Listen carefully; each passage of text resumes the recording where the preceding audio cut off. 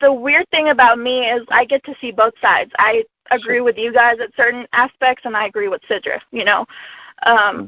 As far as journals go, I think that should be released, but that's just me, you know. The reason why I say that is their journals have a lot of information, you know.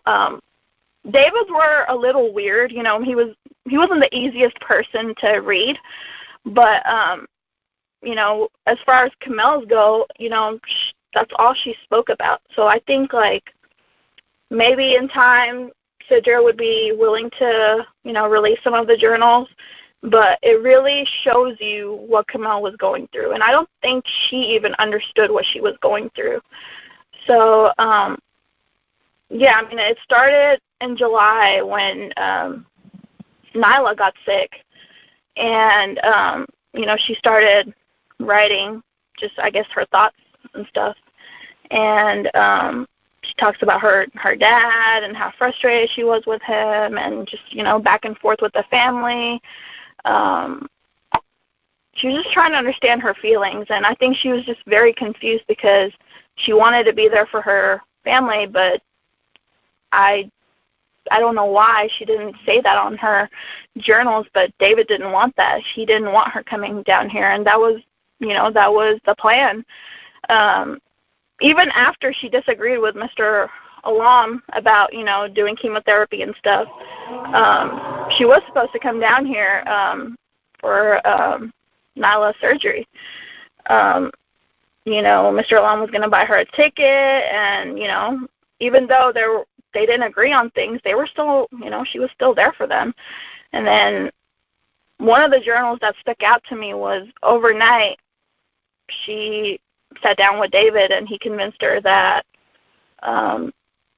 she shouldn't come here. That's not her family anymore. Ronnie and David are her priority, and you know, let them figure it out. And it's just a pattern. Like, it's very interesting, you know, reading them and seeing how it shifts and how her even her own emotions change. You know, she starts doubting herself. You know, she starts off strong, and you can see a pattern. Kamel's mom, you know, is going through all of this pain, all of this suffering. Why wouldn't David want Kamel to go see her mom? That was kind about of bothers control. It was more about control for him. I think ever since that time when Kamel called her dad and said she was leaving him, I think ever since then it was very, you know, it was very, I guess he was scared for that. He didn't really like for Kamel to come down here. I mean, I don't know if you guys know this, but she's only came down to Texas twice. And it was the 2 times that she got the cars, and one of those was Sidra's graduation, but any other events, she never came down to Texas. Sidra was the one that would go in the summer and, you know, spend Christmas with them because she just couldn't come down here. And I think that speaks, like, a lot, too, because it just shows, you know, I mean, what daughter wouldn't want to visit their, you know, her family and her friends in Texas? And I think that speaks a lot from his side on how controlling he was on that aspect. I mean, everybody, I mean, you know, you know, every man is different, and to a certain extent, you know, there is some control there, and that's totally fine. You know, everybody has that in their relationship, but, you know, to a point where, you know, you can't do certain things. He's making her quit her job, and he even writes that in his journal on how he planned it. And he was surprised that he was able to convince her. So, I mean, it just shows manipulation. You know, it just shows, like, how possessive he was over her. And, you know, the night of David's reunion, you know, he writes about that, how, you know, one of his old buddies from school, you know, complimented Kamel and, you know, called her beautiful and whatever. And, you know, he didn't like that. And he just writes a whole article, which was so crazy, and it shows his possessiveness. He says she's mine, and I married her because of her beauty, and it's bizarre, you know. I don't have the journal with me right now, so I could read it, but he was very possessive. Even Ronnie, you know, he writes about her, how he came in between their marriage. And, you know, as a parent, I would never think my daughter would come in between me and my husband, you know. So, I mean, it just shows how possessive he was over Kamel. So I think that's part of the reason why, you know, she wasn't able to come down here. He was scared. He didn't want her, you know, coming down here and maybe, you know, changing her mind and wanting to stay here in Texas. I don't know what was going through his mind, but I think that had a lot to do with it. So when you say his journal, because we've heard from different people, multiple sources, blah, blah, blah, about different journals, when you say that he wrote this in his journal, can you clarify which journal you're talking about? Because I've heard about several journals. So the only journals I've seen is a written journal that he had. He had 3 journals. He only wrote in one. One of them had 1 page on it that apparently he was going to, you know, keep up with, but he never did. But the one I'm speaking of was a DK and a heart on it. That was the front page of it. So I'm guessing that was David and Kamel. And so these are a written journal. Yes, these are written journals. Okay, yeah, because we've heard about a written journal, a video journal, and then I guess this journal that came out. I don't think there's any truth on the video journals. That is something I asked Sidra about it, and she said that it was said that there was an online journal, but she hadn't seen anything from the online journal. It was just a written one that she knew of, and that's something we both have read. With her journal, was there anything in there too that would help us understand why the family thinks David Crowley is guilty? She talks about a lot of you know, mental abuse and, you know, him wanting to try different types of what would you call it, like drugs. And, you know, you could tell that she was very the way she wrote her journals, it basically, she was talking to the journal as to, like, I feel like that's something she was venting, like she was living 2 different lives. She was agreeing with David just to keep the peace in the house, but the way she truly felt, she was writing down on her journals. And there were a lot of different instances where she also spoke about being scared of him. She wrote one time that she took Ronnie out she just left the house because she was so scared of David, because I think that was the time when he tried shrooms, and he was hallucinating, and what else did she say? She said,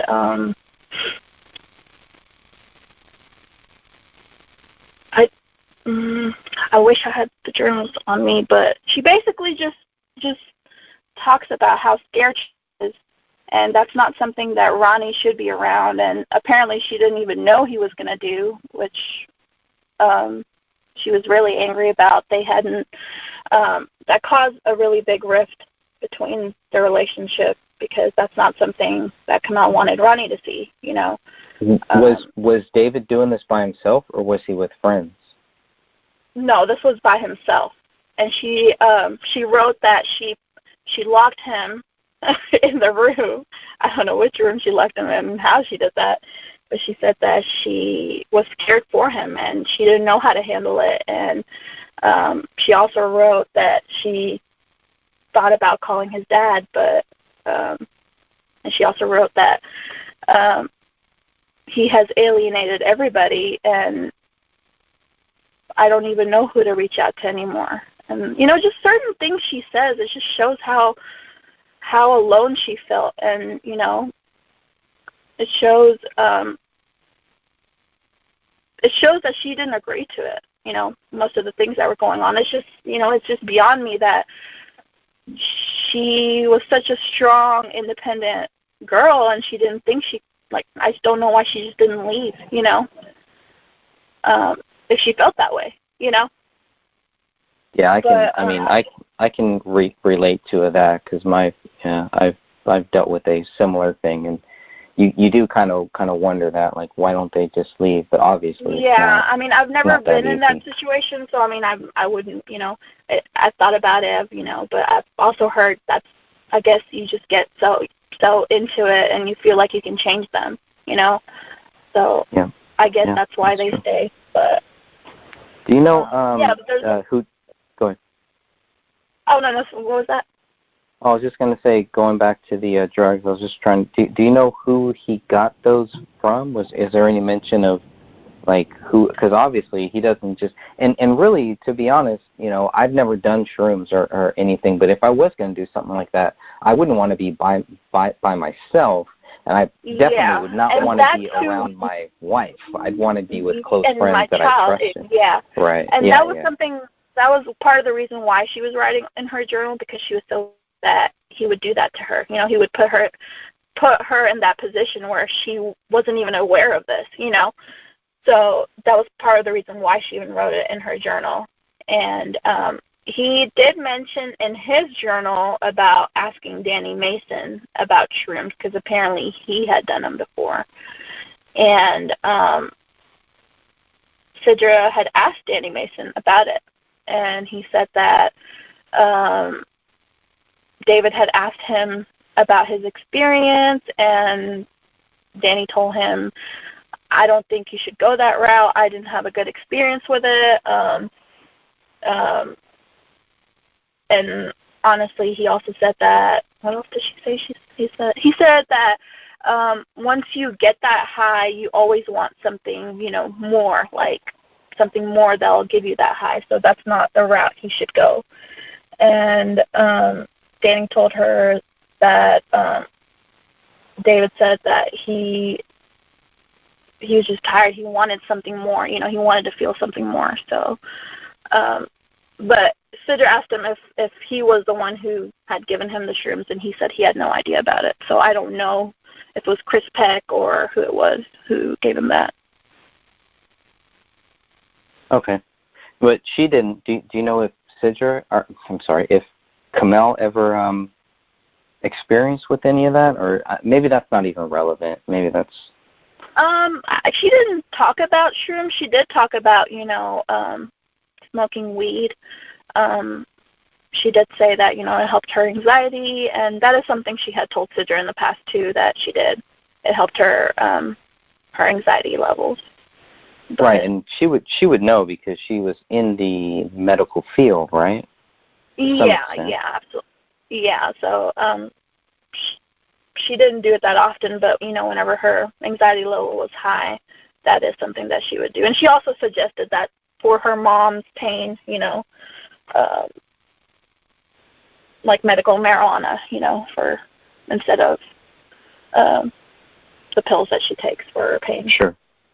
Yeah, they're giving my stepmom CBD oil, I think, for her bones or something like that, and it's definitely working. It's very helpful. Yeah, it's actually helping with Mrs. Alam too.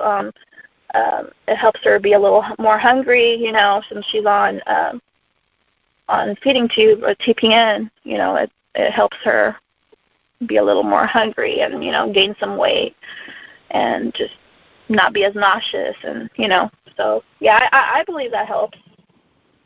Sure. Going back a little bit to what you said about when Kamel wanted to leave David, I'm trying to get a good timeline about when that first happened, when Kamel contacted her dad, and I know it's been mentioned, but just thinking here now, I'd like to have that so people can go back and say, okay, at this time. Don't quote me on this. Sure. Don't quote me on this, but I think it was around 2012. It was summer 2012, I believe. Okay. Or no, actually, no. I think it might have been later on. No, it was actually before that. It was 2011, actually. Yeah, because when Kamel had came down for Sidra's graduation, high school graduation, that is something, Sidra didn't even know about this. Mr. Alam did not tell Sidra about this conversation at all. He kept it to himself and didn't tell his wife or Sidra that Kamel had called him. He didn't, I guess that was their little secret. But Kamel had told Sidra about it, and in 2011 when she came down here, and when we were having lunch, it was brought up, and I was there too. It was a very weird lunch. That is where I saw the disconnect from Kamel.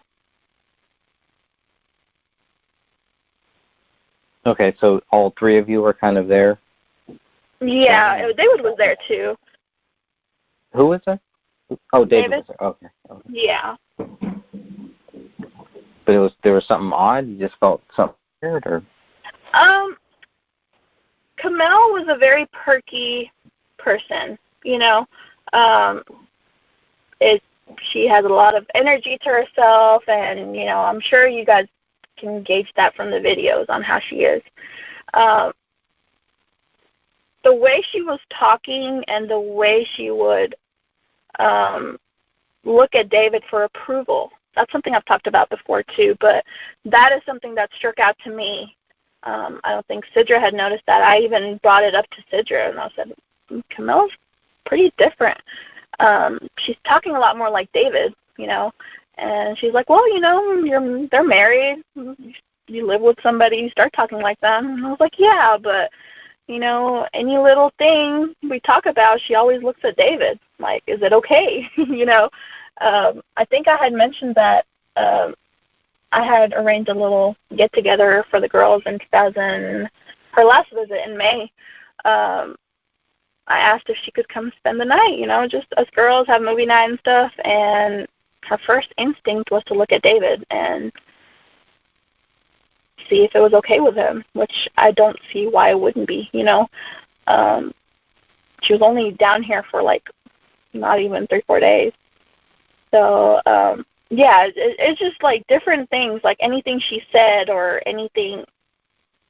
things that was talked about, that she would always look at him for his reaction. Is he okay? You could tell, that was her main thing. Even with sitting with Mr. Alam, Mr. Alam, I don't know if you know, he's very, he's a character. He's a very good person, and he's, he'll speak his mind.